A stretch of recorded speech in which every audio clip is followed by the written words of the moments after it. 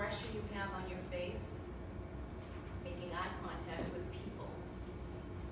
All these are types of body language, and they help cement your speech. They help give credibility, impact, and validity to your speech. They help your message come home. Not only is it important to use body language when you're speaking, it's also important to use proper body language.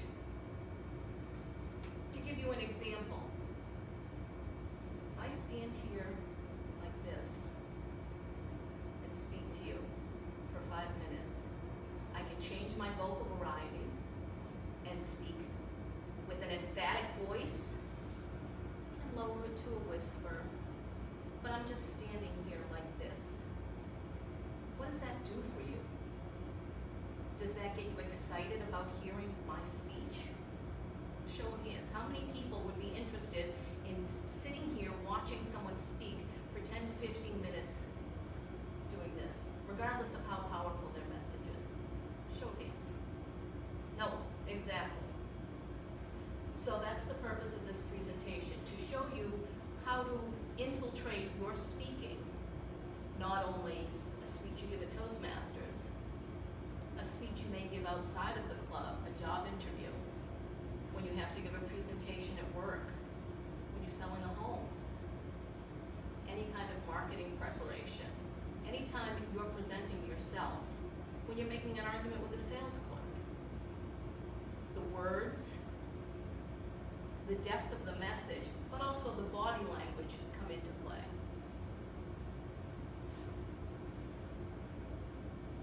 There are 3 main categories of body language. Facial expressions, what you do with your eyes, whether you smile or have a grim look on your face, making direct eye contact. The next category is gestures. Mainly when we think of gestures, what you do with your hands, how you move your arms, whether you point or gesture towards someone, if you're making a numeric reference, just something to illustrate and further bring home your point. And the third category is full body movement. So that's when you move around the room. It's difficult for me to move around the room right now because of the PowerPoint presentation. But if I were just here giving a speech, I would take care to move with purpose from one side of the room to the other. And I'll explain each of these categories of body movement in further detail. Before I do, let's start talking about body language. So when you think of body language, what characteristics or what actions do you think of? Janelle? Body language, I think of just like movement, just the way you express yourself with your hands and the way you move around the room. Okay. Gloria? Posture, Malcolm? I tend to think of how one looks at the audience and then how they signal their intentions through the body. Okay. Anyone else? Doing a specific movement that means something specifically for your speech. Correct. Anyone else before I move along? These are all gestures, and we'll talk about these and more as we go through the presentation. So let's talk first about facial expressions. Facial expressions are where you portray most of your emotion. They say the eyes are the connection to the soul. So when you speak to someone, if you're looking above their head, or at your watch, or at your cell phone, you're not connecting with them. You're not getting the value of the emotional impact of your speech. But if you're talking to someone, you make eye contact. You hold that eye contact for a moment, and then you look away. made a connection with them. And making that connection creates an emotional bond and tends to give more validity and credibility to the words you're saying. If I tell you that the sky is blue, but it's gray outside, if I'm looking above you or just looking around, I have no credibility. But if I make eye contact with you and I say, you know what, Janelle, the sky is blue, and I put a little emphasis behind it, maybe throw in a hand gesture, a polite hand gesture, mind you. You may be convinced that in spite of the grayness outside, the sky really is blue because I've made that emotional connection.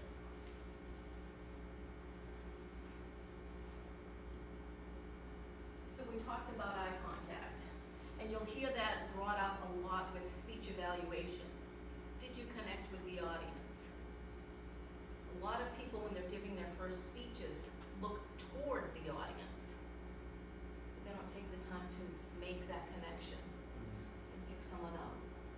Look at them for a moment, maybe share a nod, gesture towards them to include them in their speech, and then move on to someone else.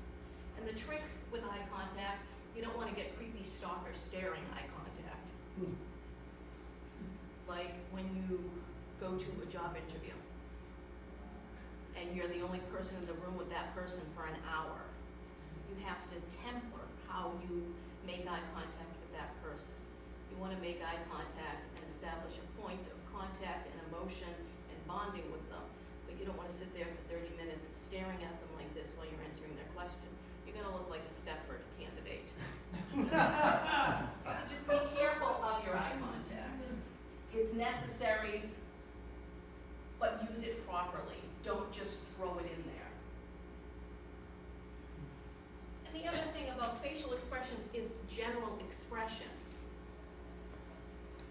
If I look at you and tell you, you're the most wonderful person in the world, but I have angry eyes and I'm pounding my fist, does it mean anything that I just told you that you're the most wonderful person in the world? No. So the expression on my face, the smile, the expression of sympathy, if I'm expressing sympathy to you and I come over and touch your hand, I'm so sorry you lost someone this week in a car accident, but I have a grin on my face. Am I credible? No. But if I come up to you and express sympathy with a genuine expression of sympathy, a genuine gesture of sympathy, then my body language adds credibility to my message. And my favorite example has come up within the past few months. Is anyone familiar with the John Benet Ramsey case? Did any of you see any of the previews or the interview itself that Burt Ramsey did with Dr. Phil?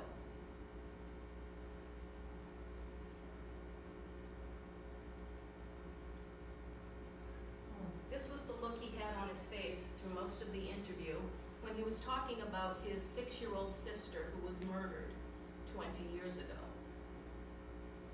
Maybe he is socially awkward. Maybe he was nervous. But there was a huge uproar that almost painted him as the perpetrator. In some cases it did paint him as the actual killer of his sister, because he sat there with a smile on his face. Again, it could have been a nervous gesture, but because the facial expression does not match the tonality of his message, he had no credibility for what he was actually saying. When you're talking about how much you love someone who was murdered 20 years ago, the smile is not what you want to show. Sometimes these things are unintentional, and he may not have even been aware that he had that look on his face until he saw the video the next day. But we'll talk about practicing and how to control your gestures without making them seem forced as we get towards the end. So now we're into gestures. So there are 3 types of gestures. conventional gestures. That's to illustrate a specific point. There are 3 types of gestures. Then we get into the more illustrative gestures, the descriptive gestures. When you describe something, big round circle, the moon was huge when it came up as a harvest moon. Or when you're describing your new house, or even pointing towards someone to include them.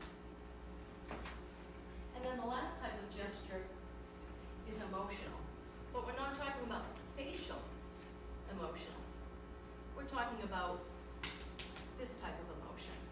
When you point angrily at someone. And as a Toastmaster, we're always taught never to point. But if you're making an emotional gesture, or if you're gesturing of inclusion, this would be what's considered a descriptive gesture. Again, appropriateness, matching your message. If I'm doing this and telling you you're wonderful, do you feel wonderful? No. No. But if I point a hand at you and speak to you gently and make eye contact and tell you, I really love that scarf you have on, Gloria, does that carry credibility with you? So you can see how the tonality and the method of the gesture has to tie in with what your intent is to say. I came across this video on my LinkedIn feed, and I've asked Daniel to upload it to the Facebook, the club's Facebook page. This gentleman was the world champion public speaker, I believe, in 2014. And his presentation, he gave a 3-minute presentation on body language. One of the first tips that I really honed in on was that gesturing with your hands should involve your palms open towards the audience. That the palm of your hand is more relaxing, more inclusive. So if you do this as part of your hand gesture, and he speaks like this most of the time during his speech, it's more relaxing and more welcoming to your audience. And when you gesture with an open hand, not pointing and not with your hand palm down.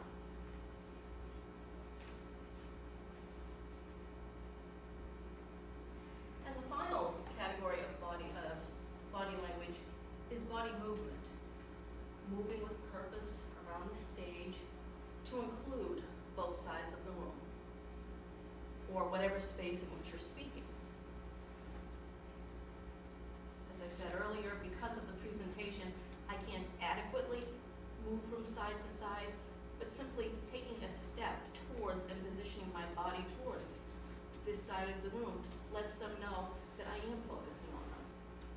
And even though my body's physically over here, I'm giving them just as much attention as I am to this side of the room.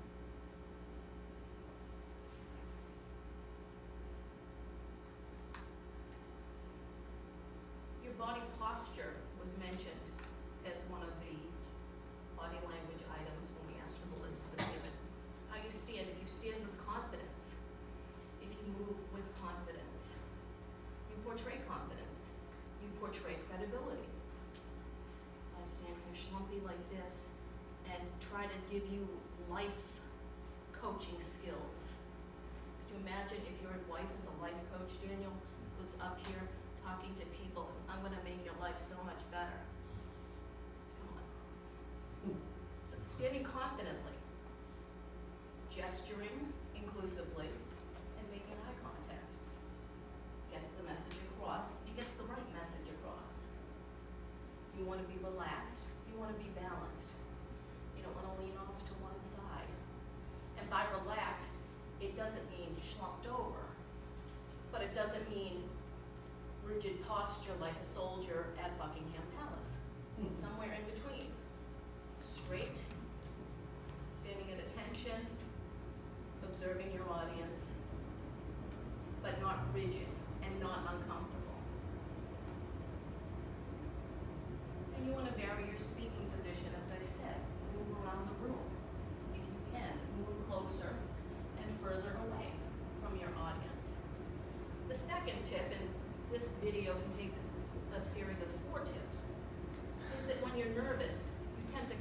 vital organs. So I have a habit when I'm in a job interview of crossing my arms because it's comfortable for me. I never realized that this is why I was doing it. When speakers stand up here and they don't have any hand gestures to make, they tend to go to prayer position. They don't realize it. They're covering their vital organs and they're protecting themselves. So if you have to stand here and you're not making any particular gesture, just stay hands open by your side. You're still including your audience without making a particular gesture, and you're being comfortable while you're doing it.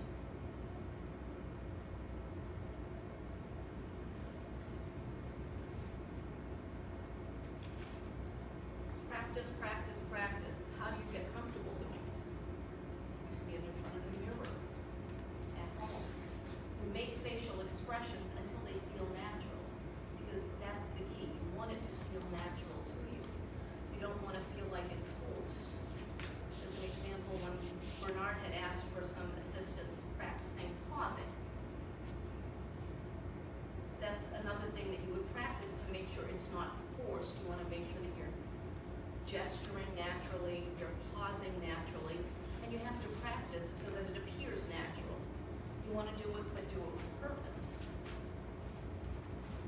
Matt also does a good job of videotaping anyone's speech, and he'll do that for anyone who wishes to have their speech taped, and he puts it online. This gives you a great chance to look back at it and see what you did well. What points during the evaluation did I miss out on? And you can critique yourself and practice for the next time. And do your speech in front of family and friends. I never practice in front of my husband, but maybe I should. I like him to be surprised when I come to the meeting. So, sum up. Make it seem natural. Use your gestures and your expressions with purpose. And have it match the tonality and the intent of your words. Because words are just that, without the gestures